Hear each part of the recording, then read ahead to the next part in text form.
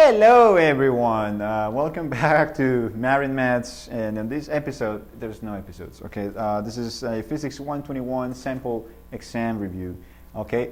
So essentially Physics 2 review.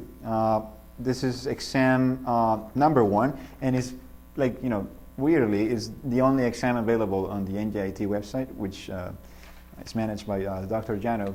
Anyways, I'm going to go ahead and show you how to do these problems, okay, on this practice exam. There are 18 questions. 16 of them are multiple choice, and that's what accounts for the full credit. And the last two are extra credit, and it says that I have to show all work for the following problems, right, in order to get full credit.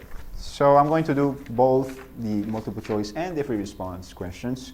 So let's go ahead and start with number 1, okay? So for number 1, we have the following, okay? So we're told that the electrostatic force between two negatively charged cubes, okay, we have two cubes, okay, something like that, and they're both negatively charged, right? So both of these cubes are negatively charged, and they are 10 centimeters on each side. So 10 centimeters here, okay, and 10 centimeters here, and so on for this. Now, so look at this. Now, each one of them has a charge of -7 microcoulombs. The other one has -4 microcoulombs, right? And then we're asked to, answer, this question over here. It's a multiple choice question. So I'm going to read it out to you because, I'm not going to write everything over here. But I guess I could just lay out all of the answers. So A, B, C, D, E. Okay, so for A, so we're asked if this is a attractive or repulsive force. So over here we have attractive, right? Attractive, and then this is 0 for answer choice C. This is repulsive. Okay, repulsive. And so, right away, you know that if both the charges are negative, and equal charges repel and opposite charges attract. So immediately you can get rid of this. All right, and so we know that this is not a non-zero value. Okay, so it's either D or E. Now let's look at answer choices D and E. For answer choice D, okay, it says it's repulsive, right? The force on cube 1 is twice as large as the force on cube 2.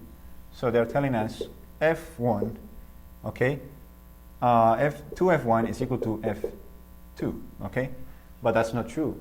According to Newton's third law, for every action, there is an equal and opposite reaction, which means that the force of Q1 on Q2 is equal to the force of Q2 on Q1. So this is not a true statement. We have to say that force of Q1, right, is equal to the force of Q2 on Q1, right? So the last answer choice, of course, says the force on Q1 is equal to the force of Q2. So that's going to be the answer, okay? Very tricky one. That's Newton's third law, okay? For every action, there is an equal and opposite reaction. So it's just conceptual. Now let's move on to question 2. We're moving up little by little. The force acting on an electron 100 centimeters from a positive 0.1 microcoulomb point charge in a vacuum is, okay? We have answer choices A, B, C, D, and E, okay? So now let's imagine, okay, this has values, okay, a bunch of values. I'm going to show you later. I'm just going to show that it's going to be either repulsive or attractive, right? So this is attractive, this is repulsive, attractive, and attractive. Okay, it's an electron, right? So the force acting on the electron, 100 centimeters from a positive, right? Positive 0.1 microcoulomb point charge in the vacuum, okay? Should be, okay, attractive, right? Because opposite charges, so this is the electron over here, and this is the positive charge, the proton. Of course, they're going to attract each other because they're opposite charges. So it's going to be attractive, which means we can get rid of C and A, but we're left with 3 answer choices. So we actually have to work it out. Now, the charge of an electron, okay, is equal to 1.6, okay, times 10 to the power of -19 coulombs. Okay, that's the charge of an electron. And then the charge of the proton, the positive charge, okay, the charge of the proton is going to be -1, right? No, it's not negative. It's positive 0.1 microcoulombs, which is the same as 0.1 times 10 to the power of negative 6 coulombs. Okay, so we're going to use Coulomb's law. So Coulomb's law said that the force on a point charge due to an electric field or another point charge is equal to the constant K times the absolute value of Q1 times the absolute value of Q2 divided by the square of the distance between them. Okay, so we have the magnitude of Q1 and the magnitude of Q2, which is each of them the absolute value. Okay, this is negative, but of course we're taking the absolute value of it. So we're going to have something like this with K. So K is 9 times 10 to the power of 9 multiplied by 1.6 times 10 to the 19. That's 11. 19. Times 0.1 times 10 to the negative 6. And all of that is going to be divided by the distance between them squared, and the distance between them is 100 centimeters. 100 centimeters equals 1 meter. So we have to make that conversion. So it's 1 squared, which is 1. When you plug that into your calculator, you're going to get 1.4 times 10 to the power of negative 16 newtons, right? It's a force. And of course, it's attractive. So the answer choice will be D in this case. All right? Any questions? Question 3. All right, a positively charged particle of Q equals 2 microcoulombs, which is just 2 times 10 to the power of negative 6 coulombs, is placed between two other positively charged particles with Q1. So let's put Q over here. This is Q, and then there's Q1. Q1 has 9 times 10 to the negative 3 coulombs. So Q1, 9 times 10 to the power of negative 3 coulombs. And then we have another charge, right next to it, which is 3 times 10 to the power of negative 3. Coulombs, yeah, of course. Now, this is Q1, and this is Q2. All right. So this looks like they're trying to ask for force, right? Oh yeah, look at that. What are the magnitude and direction of the total force acting on the middle charge? So first, this is what we have to do, Pay attention, folks. The distance between Q1 and Q, so this distance, is 6 centimeters, which is 0.06 meters, right? And the distance between Q and Q2, is 12 centimeters, which is just 0.12 meters. So we're going to find the magnitude of the force on Q2 due to Q1, which is going to be this way because all charges are positive, which means they're going to repel. So this force of Q1 on Q, is going this way. And the force of Q2, on Q, so force Q2 on Q is going that way, right? And we have to find the magnitude of each force in order to, know in which direction the charge is going to move, in which direction it's going to accelerate, right? We don't know yet, so we have to find the magnitude. So magnitude of the force of Q2 on Q is equal to K, Q times Q2 over R squared, and that's going to be 9 times 10 to the power of 9 times the magnitude of Q, which is 2 microcoulombs, times, Q2, which is 3 times 10 to the negative 3 coulombs, or 3 millicoulombs, same thing, divided by the distance between them squared, and in this case is 0.12 meters squared, Now, when you plug that into your calculator, you're going to get something like 37.50 newtons, all right? So now let's find the force of Q1 on Q, which is KQ1 times Q divided by R squared, K is 9 times 10 to the 9. Q is going to be the same thing, so 2 times 10 to the negative 6 coulombs, and then multiplied by Q1, which in this case is 9 times 10 to the negative 3. All of that divided by the distance between them, which is 0.06 meters squared. That's going to get you to 45,000 newtons. Look at that. This is significantly greater than that. So we can now say that the force of Q1 on Q, so this force that goes this way, is the dominant force, which means that the charge is going to move to the left, okay, so to the left. And of course, the magnitude of the force, or the sum of the forces, okay, is going to be the bigger force minus the smaller force, right? So that's going to be F of Q1 on Q, right, minus F of Q2 on Q, which is just 45,000, right, minus 3,750, okay, which is going to get you to 4.1 times 10 to the power of 4 newtons, okay, in scientific notation. And in the answer choices, it should be A. Okay. All right. Now let's move on. So we're going to question 4 now. The magnitude of Q, the Q of the charge on each of the 4 balls is 12 microcoulombs distributed uniformly on the surface of each one. 2 are positive and 2 are negative, as shown in the sketch. So I'm going to make the sketch over here. I'm going to do this quickly because the answer is pretty trivial. As you will see, this is negative Q, this is Q. Here we have another Q, okay, and Q, negative. And this makes a diamond shape, okay? So each of these has a magnitude, okay, of 12, okay? The magnitude of Q is 12 microcoulombs, okay, of all Qs, okay? So they are placed, okay, at the corners of this diamond. Each of the sides has a length of 3 centimeters, which is 0.03 meters. And the question is what are the magnitude and direction of the electric field at the center of the diamond? Let's think about this. This can be answered, more like logically than mathematically. You're going to see why. Look at this. The magnitude of the electric field at this point due to this charge is in this direction, right? Now, look at this. The magnitude at this point due to this charge is in this direction. Look at that. They're equal and opposite. Boom, it cancels out. The magnitude of this charge, okay, because, oh, I'm so sorry. A little correction here. Because the point charge, okay, our test point charge is positive. Positive and positive repel, so it's actually going this way and this way, okay? But still they cancel. Now, this is negative, this is positive, okay? Opposite charges attract. So this goes this way, this goes that way, they still cancel. The sum of the forces, okay, is equal to 0. So the answer choice should be E.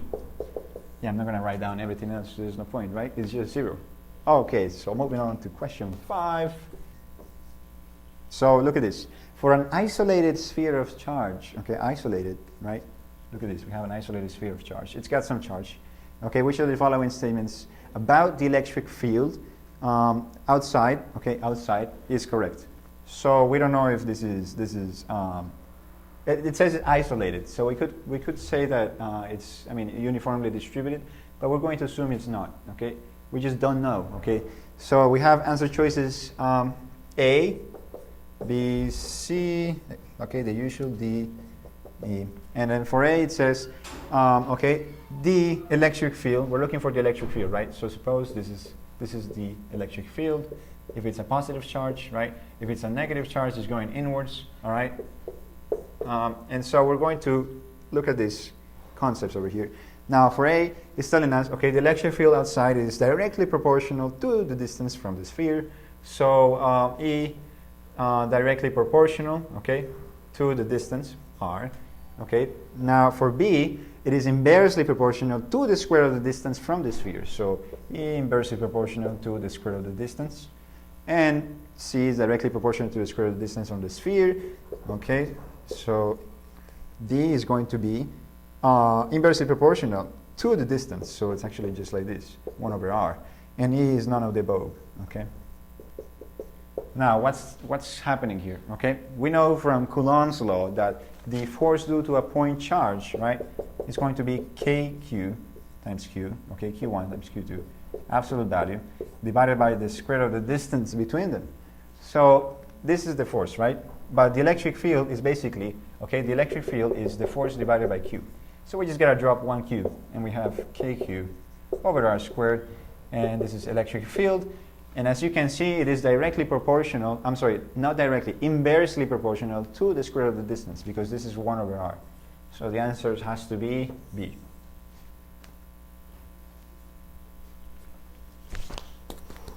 Anyways, moving on to question 5. Let me erase this properly so that my assistant doesn't have to waste his energy.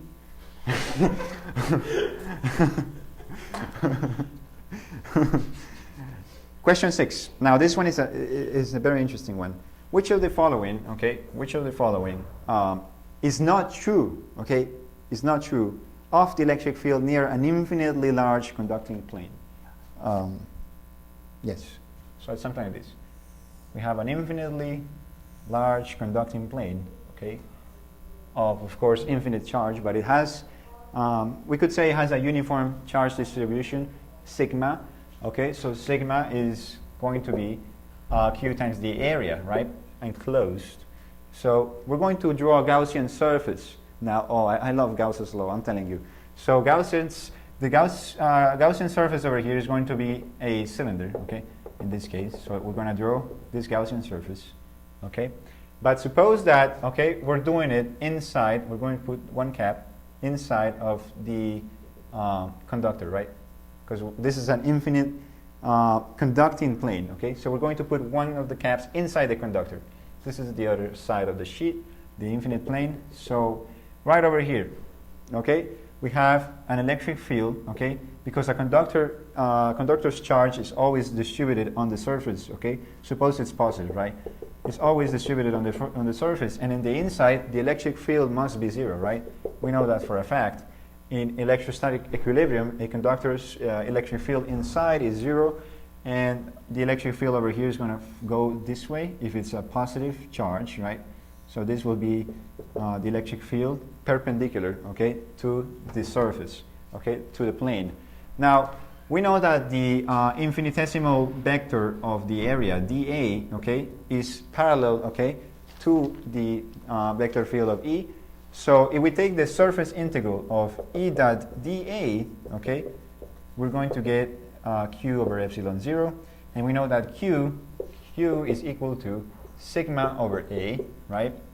So this is basically going to be, in this case, the area that is, okay, where the electric field is coming through is going to be a circle, right? Suppose that the radius of this is r, right? So the area is going to be pi r squared. So this is going to be E times pi r squared, right? And then equals to Q, which in this case is sigma over A, right? Oh, I apologize. This is supposed to be sigma times A equals Q, yeah. So this is because this is surface, okay? Area charge density, okay? So this is going to be, okay, area times sigma times the surface charge density. So now the area in this case is going to be the same as this area, so it's going to be pi r squared. This going to, but of course in this case it's only 1, right? So this cancels out, and we have that the electric field is equal to sigma over epsilon 0. So let's see what the answer choices say about this question. So look at this. For A, okay, for answer choice A, we have it is inversely proportional to the square of the distance from the plane. Well, we don't see any r's in here, right? So that's, okay, that's not true.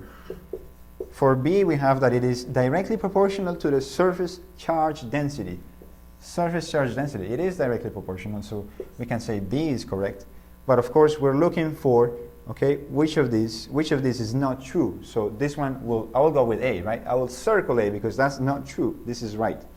Okay, so C says that it is a constant, okay, at all distances from the charge, okay, plane. So in this case, of course, it is constant at all distances, okay, from this plane, because it is a constant, right? The surface charge density is a constant, and epsilon 0 is another constant. That's the permittivity of space. So that is true. Now, for answer choice D, the field lines are parallel. Yeah, the field lines, okay, are parallel. So that is true. Yeah. And now E, all of the above. No, that's not true. So we're going to circle A. All right. So that was a pretty interesting one. Now let's move on to question 7. Anyways, for question 7, okay, for question 7, for an infinite line of charge, now we don't have an infinite plane, now we have an infinite line. Which of the following is true of the electric field? Okay, so we have an infinite line of charge. Okay, this is, I suppose this is, pretend this is infinite. Okay, just like my physics teacher used to say, pretend this is infinite. Okay, so we're going to find, suppose that this is a positive charge. Who cares? I mean, it doesn't really matter. But we're going to draw a Gaussian surface, a cylindrical Gaussian surface. Okay, that is covering.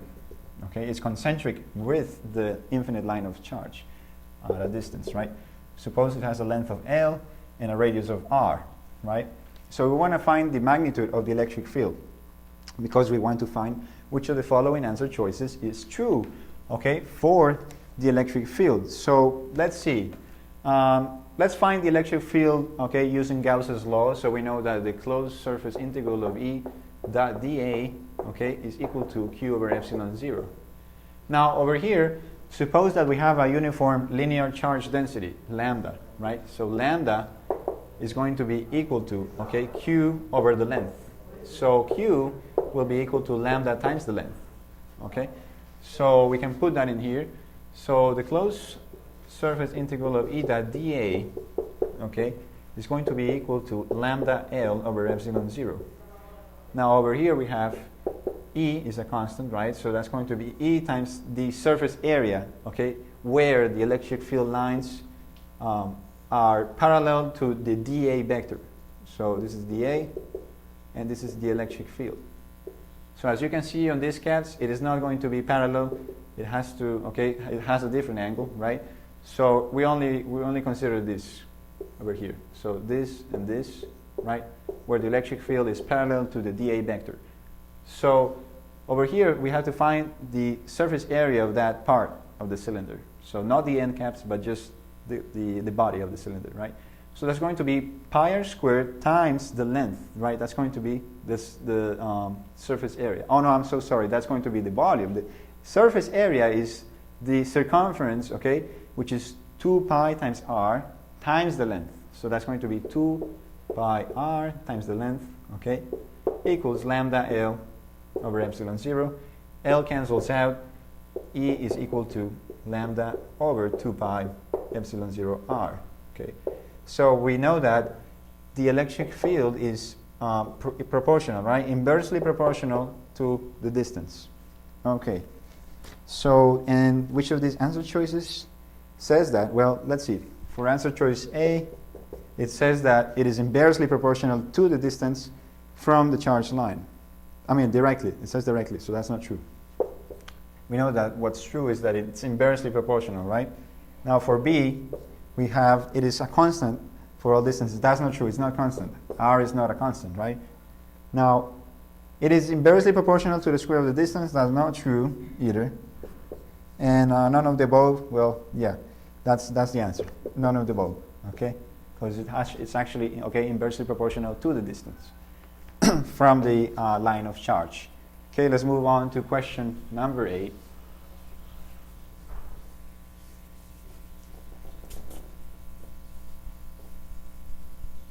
Now we're going to look at something a little different, although quite trivial. So let's see. For question 8, the field lines for a uniform electric field point south as shown. So I'm going to make a sketch over here. This is north, west, east, and over here we're going to have south, of course. The electric fields are going to, okay, the electric fields line points south. So this is the electric field, uniform electric field, right? Now, here is the thing. If a proton is released somewhere in the field, it doesn't matter where. Suppose a proton is here, okay? Which way will it move? West, east, south, north, closer to the proton? I don't know what that means, but it's not E, okay? So let's see. Where is it going to move? We know a proton is a positive charge. The electric field, okay, lines move from positive to negative charges. So suppose we have positive charges over here. It's more like a, suppose this is like a capacitor, right? So over here we have a positively charged plate, and over here we have a negatively charged plate.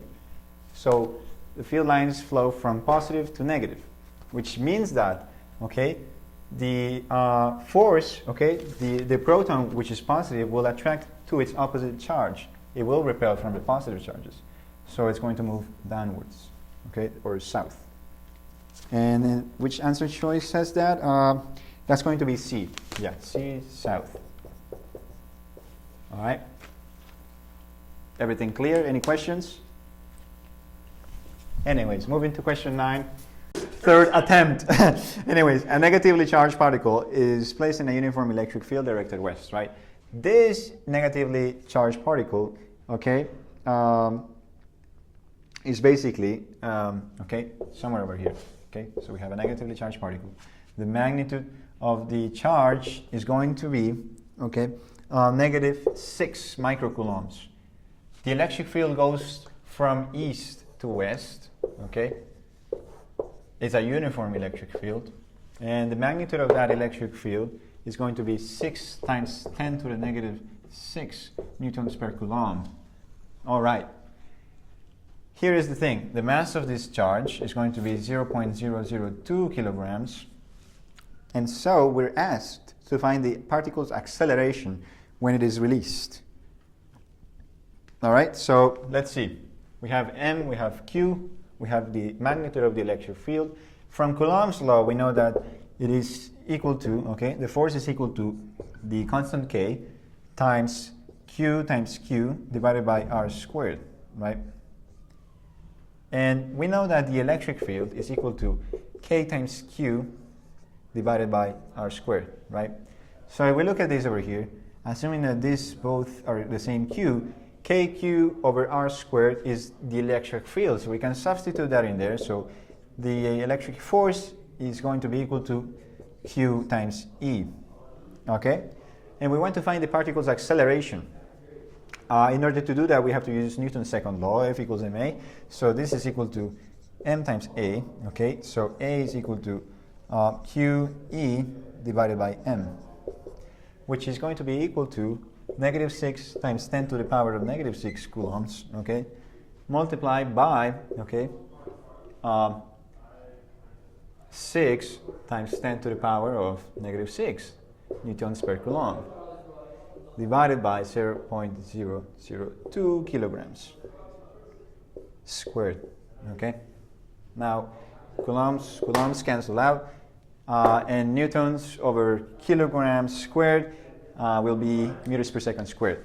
So the answer to that, okay, the acceleration is 1.8 times 10 to the power of -8 meters per second squared. That's going to be the magnitude of the acceleration, and it's negative. Now, in this case, the charge is moving towards the east, and that is because since electric field lines move from positively charged particles to negatively charged particles, okay, so if there's a negative charge in here, it's going to move towards the positive charges, right? It's going to be attracted to the positive charges and repelled by the negative charges. So it's moving east. Very nice. And the answer should be D, the answer choice. All right, question 10.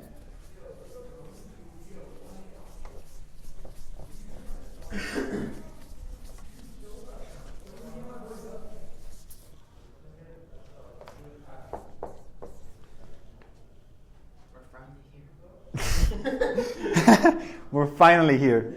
Very well said. An electron with mass equals 9.11, right? Mass equals 9.11 times 10 to the power of -31 kilograms, okay, is released at rest near a very large positively charged non-conducting charge sheet lying horizontally as shown. Okay, so this is the infinite, okay, sheet of charge. All right, and there is an electron over here. The electron, okay, and G, of course, is going downwards. Okay, now here is the question of the day. Since this is an infinitely, okay, positively charged sheet that is non-conducting, we can use Gauss's law to find the magnitude of the electric field due to this sheet of okay, charge. And the question is, what should the surface charge density sigma on this sheet be to keep the electron balanced at rest above the ground? Is it above or below the sheet? That's the question. Okay. Now let's look at this. We can conclude that already, okay, we can see that this electron will move up, okay, due to this infinite sheet of charge, which is positive, because negative moves to positive, right? But we also have, okay, this is the electric force, right? We also have the force of gravity, right? F of g. And our objective is so that the force of the electrostatic force is equal to the force of gravity, so that it is balanced, right? It is at rest. But we want to find the value of the surface charge density, sigma, in order for that to be true. Now, to find the electric field, okay, we will use, okay, the Gaussian surface, which will allow symmetry, okay, to find the electric field due to an infinite sheet of charge. Okay, so let me make another drawing over here. This is a non-conducting sheet of charge. So if we draw a Gaussian surface over here, okay, a Gaussian surface, a cylindrical Gaussian surface, taking advantage of the symmetry of it, we can say that, okay, since it's a non-conducting plane, okay, a non-conducting sheet, the electric field lines will move outward, right? It's a positively charged plane, so this way and also this way, right? Very well. So in this case, okay, we can use Gauss's law to find the electric field. So Gauss's law says that the closed surface integral of E dot dA, okay, is equal to the charge enclosed divided by epsilon 0. Now, in this case, we have to find the surface area. Suppose that this is, okay, radius r, length L, right? But we don't really care about the length, right? Because over here, the electric field is not going to be perpendicular to the surface. So we're not going to care about those components of the electric field. We only care about the components that are parallel to the vector dA, okay? So this is the vector field E, and okay, dA is parallel to E. So the closed surface integral of E dot dA is Q over epsilon 0. We know that for surface charge density, sigma, it is equal to Q, okay, over the area, okay, over the area where the electric field lines are passing through. Now we know that that area should be pi r squared, right? So let's see, the electric field is a constant, takes it out of the integral sign, and in surface integral of dA is going to be pi times r squared, right? But here we only have one, and over here we have another one, so we have to do 2 times that, so it's going to be 2 times pi r squared is equal to, okay, sigma, right? Sigma is going to be Q over A, so Q is sigma A, and A is pi r squared, right? So sigma times pi r squared over epsilon 0. So the electric field, this cancels out, right? Not this, this is going to be equal to, okay, sigma over 2 epsilon 0 due to an infinitely non-conducting plane of positive charge, right? Now, we want to find out what sigma if this electron is going to be at rest, given that the electric force and the force of gravity are equal, right, in magnitude, and they're opposite in direction. So we're going to use Newton's second law. The sum of the forces equals ma equals 0, okay, and the sum of the forces will be the electric force E, okay, Fe minus the electric force, the gravitational force G, Fg is equal to, okay, 0. Which means that Fe equals Fg. And Fe we know is going to be Qe, right? Q times the electric field. And of course Fg is just mg, okay? Now look at this. We found the electric field is sigma over 2 epsilon 0. So that's going to be Q times sigma over 2 epsilon 0, which is equal to the mass, right, m times g. Now let's find sigma. So sigma, okay, sigma is equal to mg, okay, multiplied by 2 epsilon 0 and divided by q. Okay, so that shall be the answer. Now we can plug in the values for mg epsilon 0 and q. So that's going to be something like that. Sigma is, okay, the mass, we said it was 9.11 times 10 to the power of negative 31 kilograms, multiplied by gravity, which is 9.8 meters per second, squared, and then multiplied by 2 times epsilon 0, which is 2 times 8.85, times 10 to the power of negative 19, all of that divided by the magnitude of charge, right, of an electron, which is going to be 1.6 times 10 to the power of, I forgot already. Let's see, negative, no, not negative. It shall be, let me find. They always give you the formula sheet on the back, so you should look at that. Negative 19, there you go, coulombs. Okay, quite a lot of numbers, right? Now, all of that should give you a value of, okay, that should give you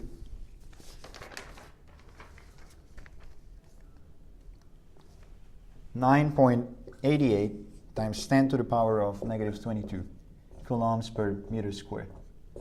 That's going to be the surface charge density sigma required for the electron to be at rest, given that the electric field and the electric field force and the gravitational force are equal and opposite. Okay, so this electron is going to be very lonely and it's going to be standing there forever. Anyways, moving on to question 11.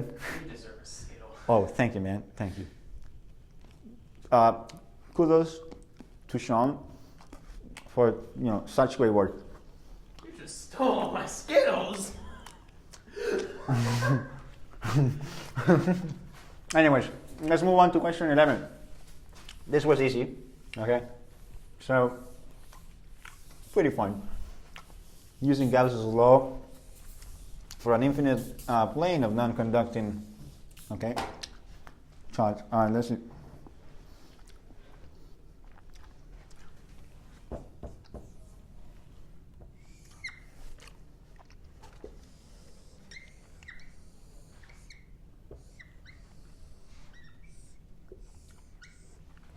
All right.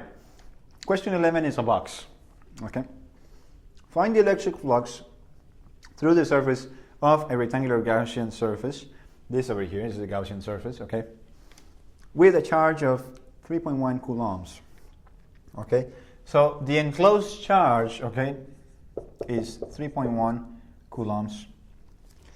Okay, placed at the center. Okay. So this is at the center of the square, right? The cube, the rectangular prism. Now, the ends of the box are square whose sides are 4 centimeters, which is 0.04 meters, right? This is 0.04 meters. And look at that. The length, the width over here is 0.08 meters, which means that we have, if we split this in two, we have 1, 2, 3, right?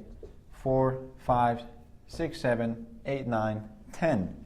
We have 10 faces of this squared, right? So we have to multiply the area times 10 to find the surface area, because we have to use Gauss's law, right? But look at this.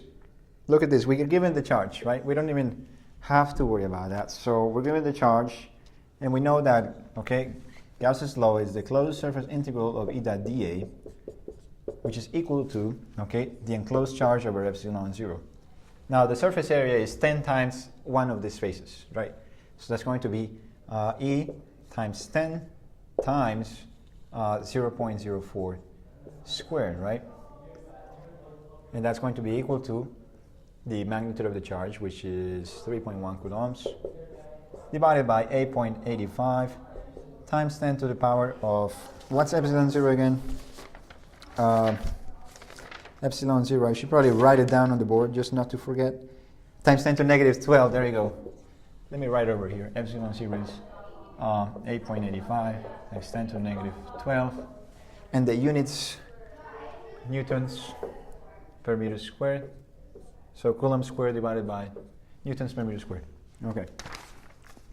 Now, we divide this and we get, okay, that the electric field is 3.1 divided by 8.85 times 10 to the negative 12, okay? multiplied by 10 times the area of one face, 1 squared, right? Okay, so that should give you, okay, okay, the electric field should be 3.5 times 10 to the power of 11 newtons meters squared over Coulomb. Okay, so that should be the magnitude of the electric field. Right? Oh boy, I'm not looking for the electric field, I'm looking for the electric flux. Damn, okay. Oof.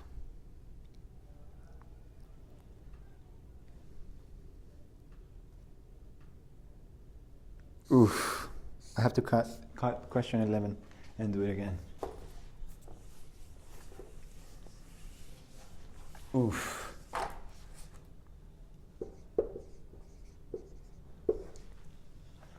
All right.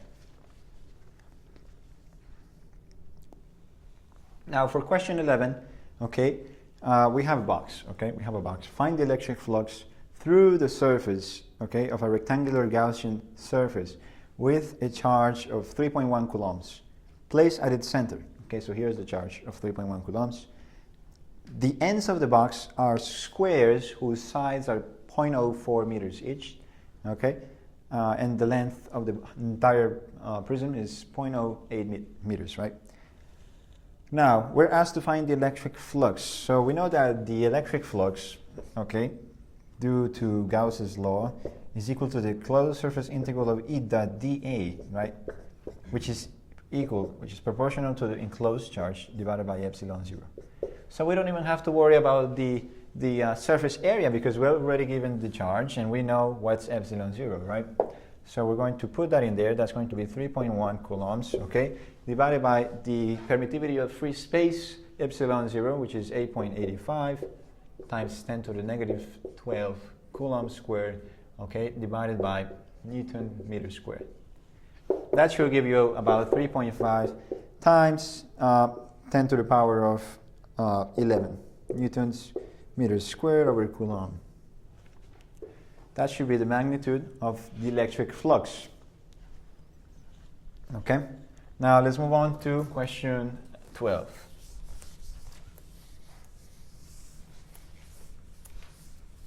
Damn it. Okay.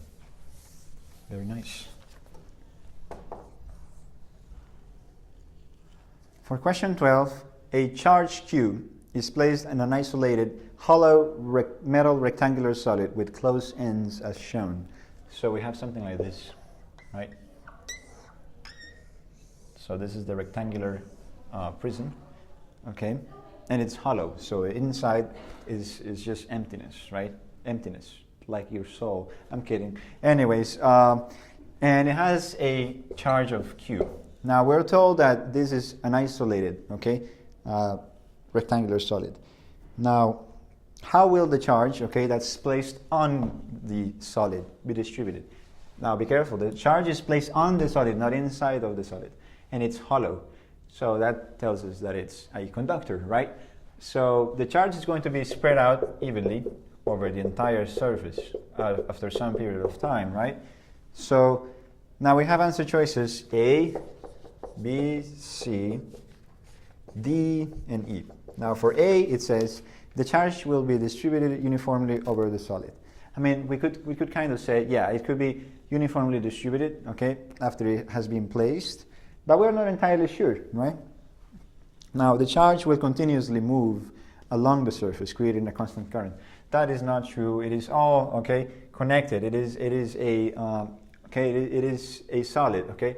So what's going to happen is, let's see, for C, the charge will be concentrated as a point charge at the center of the solid. That is not true. I've never heard of that happening.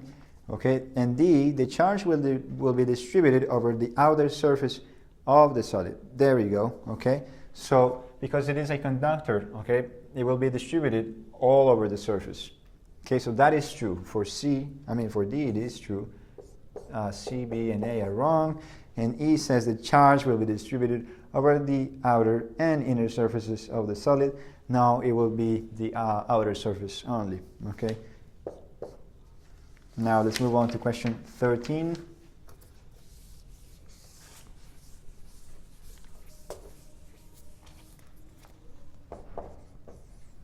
So for question 13, a negative charge cube, okay, which is negative 2 microcoulombs, which is negative 2 times 10 to the power of negative 6 coulombs, okay, is placed inside the same box, okay. It's placed inside a neutral cubical conducting box with a cavity in it, okay. So we have a box like this, okay, and it's basically a cube, right? And then there is a hole inside of, you know, the same dimensions. It's just smaller, right? So there is a cavity inside, and the charge is exactly at the center over here, okay? The charge cube, and it has negative 2 microcoulombs. Now, here is the question. The length of the side of the inner cavity is A, okay? So this is A, and the length of the side of the outer side is going to be B. So this is B. Now, what charges will be induced at the inner and outer surfaces of the box? Now, let's think about this. Well, this is a neutral, okay, neutral box. Okay, this over here is a solid. All of this is a solid. Okay, there's a uniform, okay, uniform charge distribution over here. If I'm not wrong, because it's an, oh no, it is not non-conducting. It is conducting, which means that the charge will be distributed over the surface, right, uniformly. So what will happen, okay, is that because you know, it is neutral, there are positive and negative charges, right, and there is this charge in the middle. And it's a negative charge, right? Negative charges do what? They attract positive charges. So what's going to happen is it will attract positive charges as close as possible over here, right? So right over here we're going to have positive charges, as you can see. It will attract positive charges, and what happens is if it does that, because this is a neutral, okay, it has a neutral charge, it has to do, okay, the opposite. So because it attracts positive charges, it repels negatives. So the negatives will be as far as possible, okay, from the charge. And that's, you know, the farthest it can get, to the outer surface.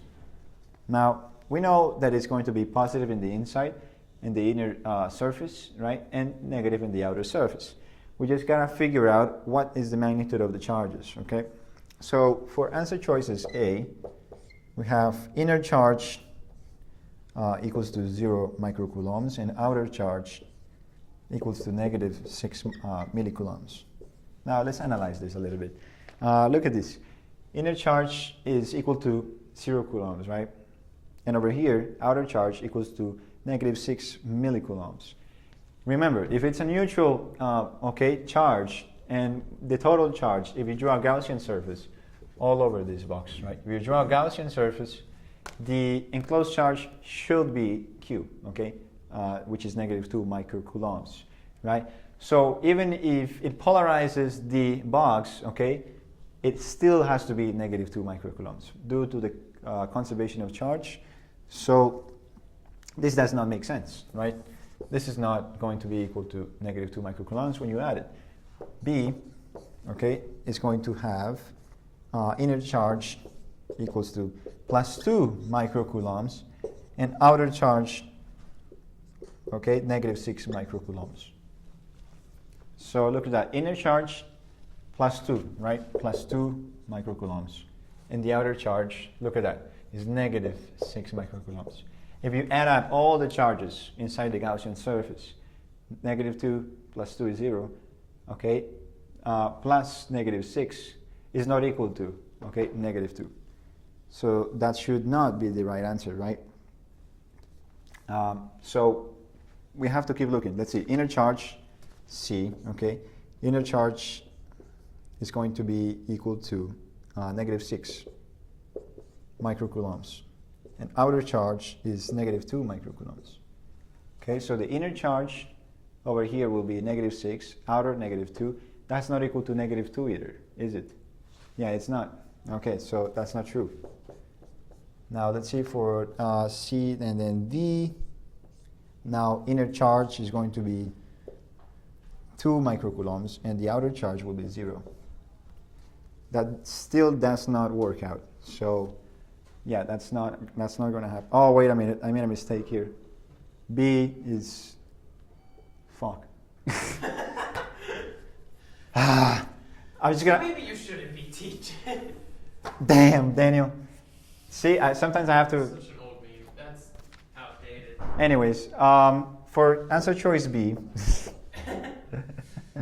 For answer choice B, okay, we have the inner charge to be plus 2 coulombs, right? What charge do we need, okay, on the outer surface so that the sum of all charges equals to negative 2, okay? So if you see negative 2 plus 2 is 0, and 0 plus something equals negative 2, that something has to be negative 2 microcoulombs. So the inner charge in this, in answer choice B is 2 microcoulombs, and then the outer charge should be negative 2 microcoulombs. So that is correct. So the right answer is B. Okay, let's move on to question 14.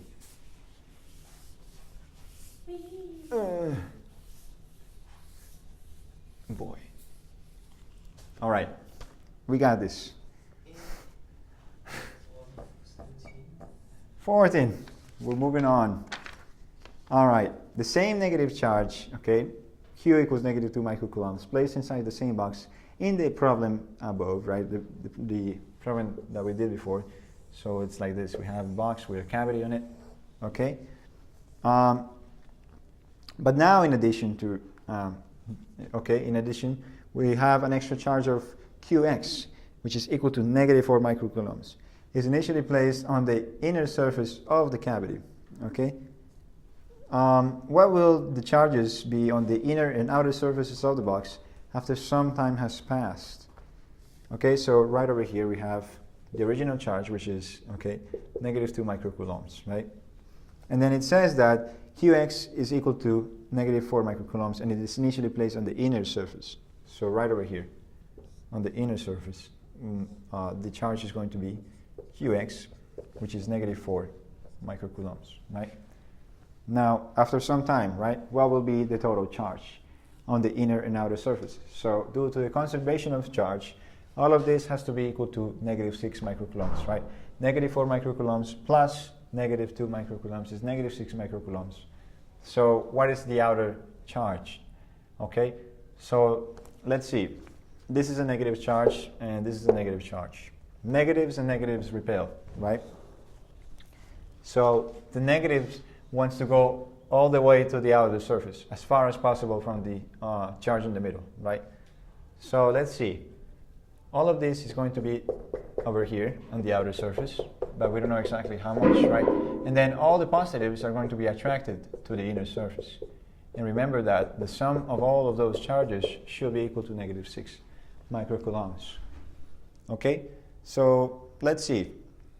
What if, okay, we just bring everything, okay, to the other side. Let's see what happens. So if we bring negative 4 microcoulombs to the outer surface, we're left with nothing here. So we have to bring something back in here, right? So what if we just, okay, we just have to add, okay, what if we just add 2 microcoulombs here? Because this is a charge of magnitude negative 2 microcoulombs, and it attracts an equal and opposite, okay, charge over here. So the magnitude of the charge on the inner surface should be negative, positive 2, okay, positive 2 microcoulombs. It is equal and opposite, right? And then that means that after some time, this over here should be this and then minus 2, right? Because we have to subtract this, whatever we're adding. So the outer surface has a charge of negative 6 microcoulombs. Okay, so we have inner surface 2 microcoulombs and outer surface negative 6 microcoulombs, which in this case is answer choice B. Okay, moving on to question 15. So for question 15,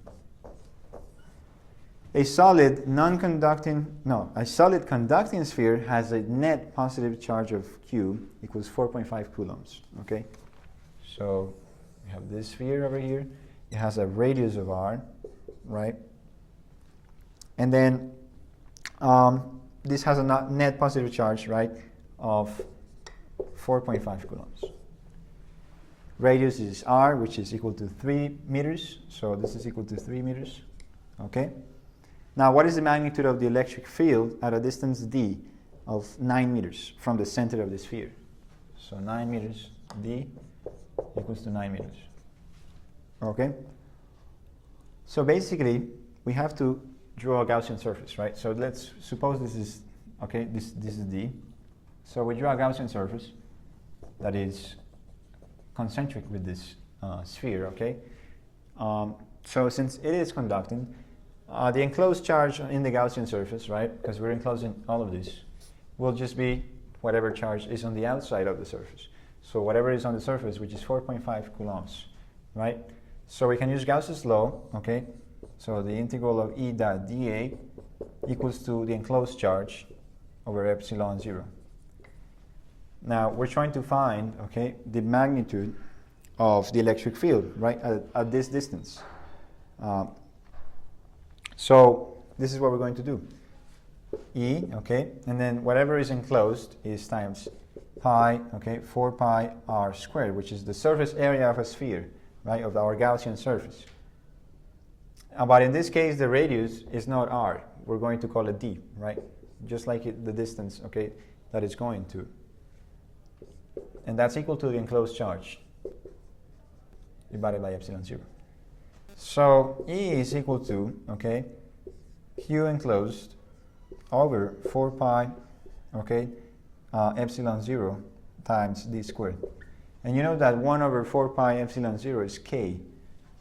So that's going to be kq enclosed over d squared, which will be 9 times 10 to the power of 9 times 4.5, and then divided by the distance squared, which is 9 squared. Okay, all of that's going to give you 5 times 10 to the 8 newtons per coulomb. So that's the magnitude of the electric field at a distance 9 meters. Now for question 16, it's a little bit similar. So we have the same solid, okay? And let's see what happens. So for the same solid, okay, the charge conducting sphere of the problem that we just did, we're going to find the magnitude of the electric field at a distance of 0.5 meters. So basically, we don't have to change anything. We just have to change the distance d. We found that this is question 16. We found that the electric field was equal to k times q enclosed divided by d squared, right? Whatever distance it is. Now in this case, the distance is 0.5 meters. So we just, okay, plug this in. So it's 9 times 10 to the 9 times 4.5. That was the enclosed charge, right? So the charge on the surface was 4.5 coulombs divided by 0.5 meters squared. All of that's going to be equal to, okay, 0.5, okay, so that's going to be equal to the electric field at a distance of 0.5. Wait a minute.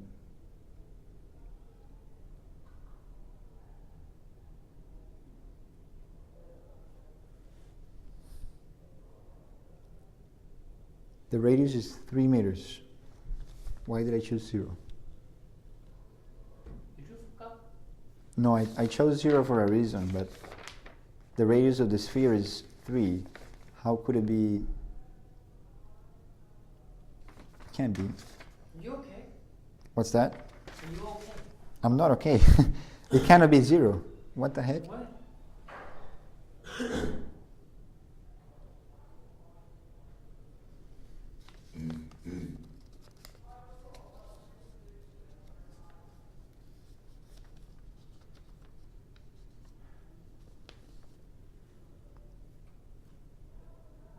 Oh my God, it's 0.5 meters, not 5 meters.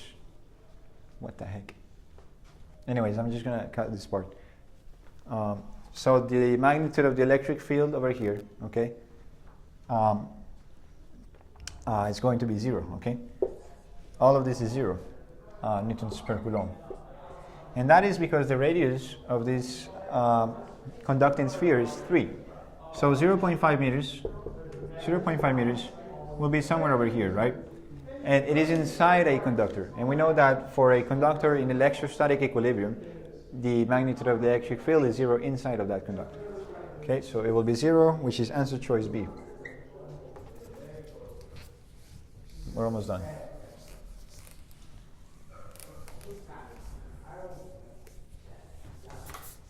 What time is it? 11:26. All right. Now we're moving on to the last two questions, the free response questions. Okay, so for the free response questions, we have the following. Okay, we have to show all the work for the problem. Okay, so 17. Okay, for 17, we have the following. 4 particles are placed, okay, at the corners of a square whose sides are A equals 100 millimeters. So that's 0.1 meter, right? So we have something like this. We have a square, and on the left we have a negative charge Q, and the bottom left we have negative charge Q. Right is going to be Q, and top right is Q. Okay? We want to find, okay, the magnitude of the electric field at this point, okay, at the center of the square. Now look at this. The electric field due to this charge, okay, if this is a positive test charge, goes, okay, opposite, because they're positive, so they repel. Now the electric field due to this negative charge is going to be in that direction. For this one, it will be the same, right? So look at that. You have 4 electric field vectors, okay, in these 2 directions. Now let's see what happens. So we have something like this. We know that the distance between the center and each Q, okay, in each charge will be this times the square root of 2, okay? But this, we're told that is going to be A, right? So this entire distance over here is A, right? So this half, okay, is going to be A over 2. This over here only, right? And we want to find what's the magnitude of the distance over here. So what's the distance? Is going to be A over 2 times the square root of 2, okay? That is the distance. And we know, okay, that the magnitude of each charge, okay, is going to be 6 microcoulombs. No, not 6 microcoulombs, 6 coulombs, okay? And we have to find the magnitude of the direction, in the direction of the electric field, right? E, exactly at the center. Now, here is our vector field diagram. Okay, so this is E. And we're also asked, okay, if there are any symmetries that we can use. Well, certainly there are good symmetries that we can take advantage of. Over here, the Y component of the electric field of the top and the bottom cancel out, right? So we can say that, okay, the sum of the electric fields in the Y direction, okay, is equal to 0. They are all equal to 0. They cancel out.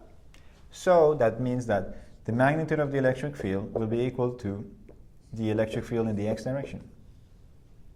Okay? So let's see what happens. So let's find the magnitude of the electric field due to one charge using Coulomb's law, right? So if we use Coulomb's law, okay, the electric field will be equal to kq divided by the distance squared, right? That will be the electric field due to one charge. So we're going to calculate the electric field in the X direction only, right? This will be the magnitude of the electric field due to one charge, right? Entirely, right? We're considering Y and the X component. But over here, we're only caring about the X component. So we have to say that Ex, okay, is equal to E times cosine, okay, of the angle theta. And the angle theta, in this case, will be this angle. And since this is a isosceles right triangle, this makes an isosceles right triangle, the angle theta will be 45 degrees. So theta is 45 degrees. Okay, so that means that the electric field in the x direction due to one of the charges will be equal to kq over r squared times cosine of theta. Okay, we know r, we know kq, and we know theta. So let's plug it in. That is due to only one. Okay, so if we want to find the total electric field, we have to multiply it by 4 because we have 4 different charges, right? So that means that the magnitude of the electric field is equal to 4 times kq over r squared times cosine of theta. Okay? In that case, it will be equal to 4 times 9 times 10 to the power of 9, okay, times the magnitude of q, which is 6, times cosine of 45 degrees, okay, and all of that divided by r squared. Now r is is q, okay, it's it's a over 2 times the square root of 2, and we know a is 100 millimeters, which is equal to 0.1 meter. Okay, so that will be 0.1 times the square root of 2 over 2 squared. Very good. Which essentially is equal to, okay, 3.05 times 10 to the power of 13 newtons per coulomb. And the direction, okay, the direction is left, so it's going to the left. That will be the magnitude, okay, in the direction. Okay, now let's do number 18, the last one. Okay, finally. Let's see what 18 has for us.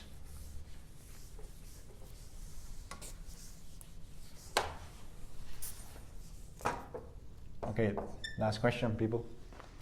So, for 18, a small non-conducting ball of mass equals to 0.1 gram, right? And charge q equals 5 times 10 to the negative 6 coulombs, distributed uniformly through its volume, hangs from an insulating thread that makes an angle theta of 20 degrees with the vertical.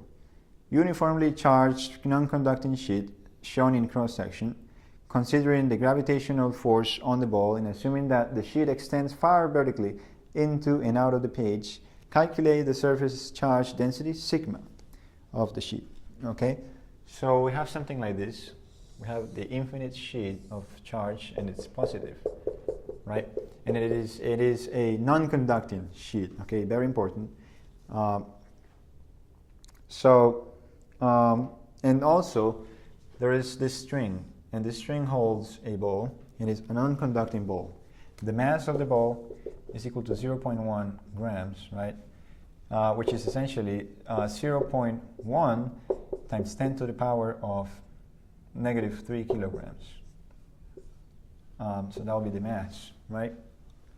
Now, we're also told that the charge, okay, on this ball will be 5 times 10 to the negative 6 coulombs, or 5 microcoulombs. Okay, so the angle over here is theta, which is equal to 20 degrees. And we're considering the gravitational force, right? Now, we're going to calculate the surface charge density, sigma. Okay? Now, this ball is hanging in here and it is not moving, right? So that means that, okay, according to Newton's second law, the sum of the forces is equal to 0, right? Because the ball is at rest. It is hung from this string at an angle of 20 degrees, okay, and it is at rest. And what are the forces at play? Well, we have the force of gravity going down, Fg. We have the electric force, okay? The electric force is actually going in this direction, right? Because this is a positively charged sphere, and this is a positively charged plane. So positives and positives repel. So the electric force goes to the right, right? Now there's this other force, don't forget, the force of tension. Very nice. We want to find, okay, the surface charge density, okay? Now, what is the electric field due to the infinite sheet? So we have to use Gauss's law. So we draw a Gaussian surface that is a cylinder, okay? A cylinder over here of radius r, okay? So the electric field lines go out in both directions. So there are two end caps being intersected by the electric field lines. And it's parallel to the vector dA. So the closed surface integral of eta dA is equal to q enclosed over epsilon 0. Okay? Now in this case we have a surface charge density sigma which is equal to q over the area. And in this case the area is going to be pi, okay, r squared, right? That is the area of this sheet over here that is being intersected by the Gaussian surface. Now E is equal to, okay, the enclosed charge, which is sigma times the area, pi r squared, divided by the integral of dA, which is 2 pi r squared, times epsilon 0. Pi r squared cancels out, and so it is equal to sigma over 2 epsilon 0, due to a non-conducting infinite sheet of charge. Now, since the sum of the forces is equal to 0, okay, we can use that to our advantage in order to find sigma. So first of all, we need to find the magnitude, okay, of the tension over here. So in order to do that, we have to split this into several components. So this is the free body diagram. This is Ft, this is Fe, and here is Fg.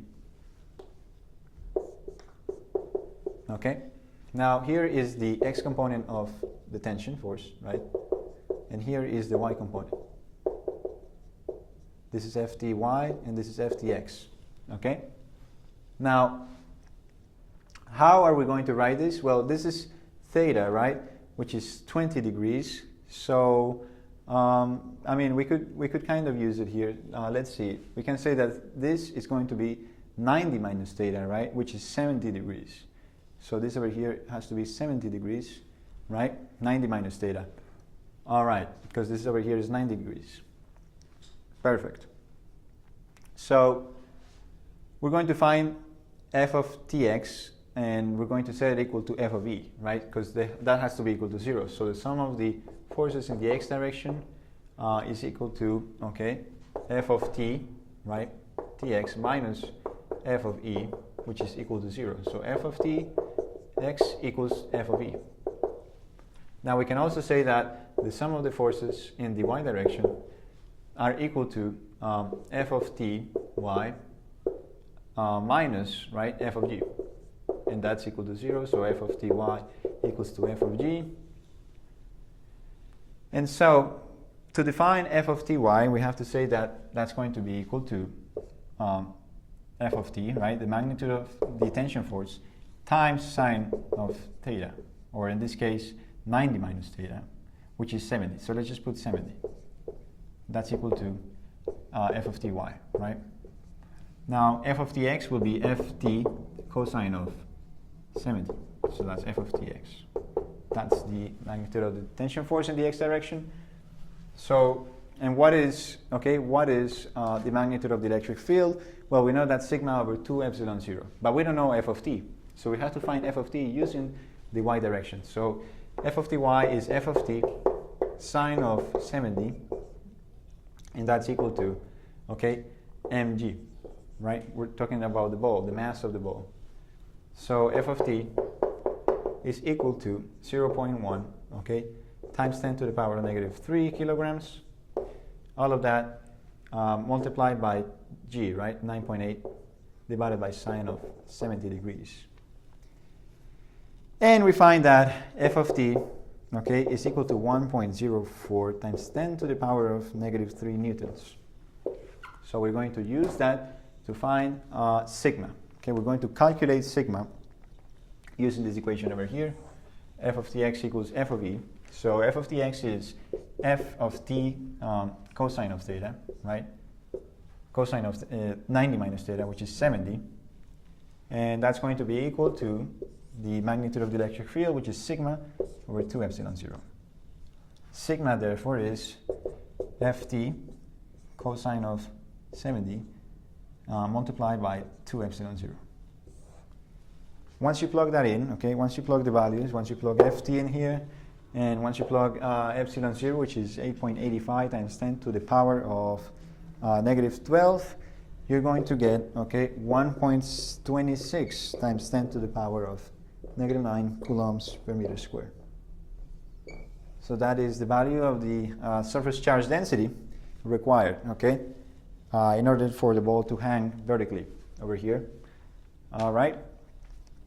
So that's it for today. Thanks for watching. Hopefully this was useful. Good luck on the common exams. You know, get the best grade that you can. Try your best. Don't guess on the answers. You know, if something's hard, just skip it for a while, but try to come back and answer that.